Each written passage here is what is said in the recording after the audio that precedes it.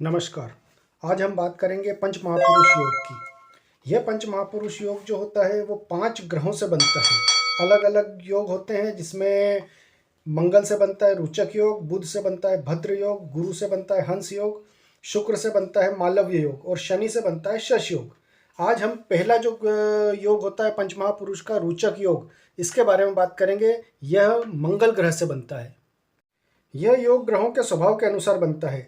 जैसा जिस ग्रह का स्वभाव होता है उस जातक में भी वैसा ही गुण विकसित होता है और उसी ग्रह के क्षेत्र में वह योग लाभ करता है। ग्रह का बल होना भी जरूरी है। यह ग्रह जिससे भी ये योग बन रहा है, पंच महापुरुष योगों में जिस ग्रह से भी ये योग बन रहा है उस ग्रह का निर्मल अवक्री, वो वक्री नहीं होना चाहिए और 10 से 25 डिग्री का बलशाली ग्रह होना चाहिए। यदि यह ग्रह निर्बल या कमजोर होगा तो संबंधित योग होने पर भी पूर्ण फल नहीं देगा। आज हम बात कर रहे हैं पंच महापुरुष योगों में आने वाला पहला योग रोचक योग की, जो कि मंगल ग्रह से बनता है। यहाँ सबसे पहले समझना जरूरी है कि मंगल ग्रह का स्वभाव क्या है। मंगल ग्रह जो होता है वो वीर योद्धा और खूनी स्वभाव का होता है। कारक होता है युद्ध, नेतृत्व, सेनापतित्व, गोला बारूद, भूमि भूगर्भ विशेषज्ञ, भूमि क्रय विक्रय, पशुपालन, बिजली और आग। यह 10वें भाव का कारक है। यह पुरुष प्रधान ग्रह है और क्षत्रिय गुण है इसमें और इसकी दिशा दक्षिण है। अब ये जो योग है वो बनता कब है?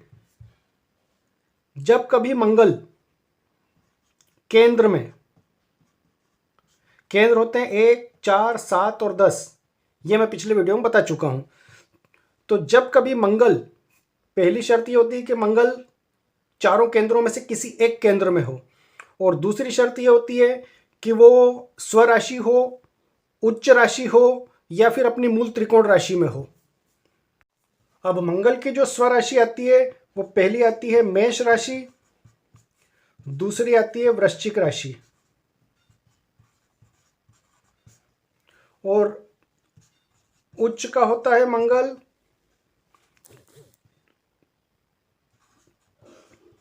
मकर राशि में। मंगल की जो स्वयं की राशि होती है वो पहली होती है मेष और दूसरी होती है वृश्चिक। इन दो राशियों में मंगल हो या तीसरा जो उसका है उच्च राशि है मकर, 10वें नंबर की राशि, ये मूल त्रिकोण में होता है मेष राशि में। इस प्रकार मंगल मेष, वृश्चिक या मकर राशि में, इन चारों केंद्रों में कहीं पर भी हो और बलशाली हो तो यह योग बनता है।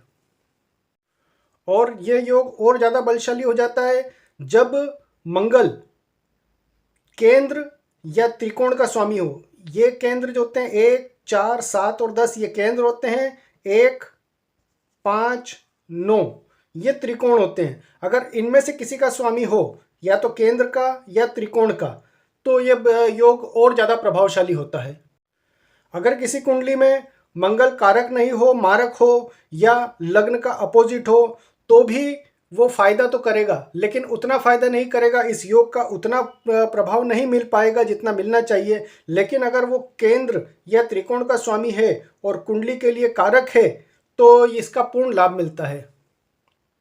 अब इस रोचक योग से फायदा क्या होता है ये समझते हैं। रोचक योग में जन्म लेने वाला व्यक्ति शारीरिक दृष्टि से हष्टपुष्ट और बलिष्ठ होता है।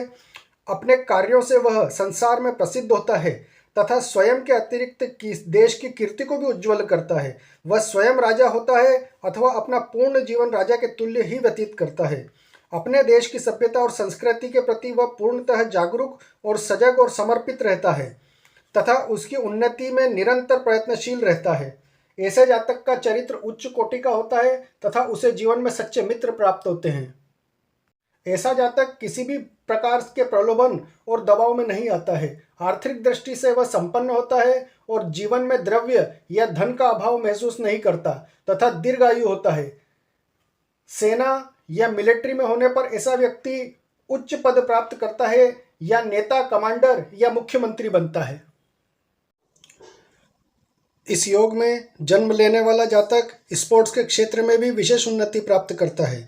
इस प्रकार के खेल जिनमें शारीरिक बल का उपयोग होता है, जैसे पहलवानी, क्रिकेट, फुटबॉल, कुश्ती, और इस योग में जन्म लेने वाला जातक चिकित्सा के क्षेत्र में भी विशेष सफल माने जाते हैं और बहुत अच्छे सर्जन बनते हैं।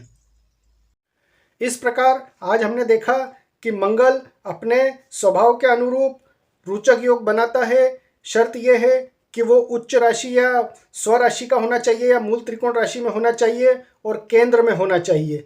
यह है पंच महापुरुष योग का पहला योग। अब इसके आगे के योग के बारे में आगे के वीडियो में हम जानेंगे। आज के लिए इतना ही। नमस्कार। जय श्री राम।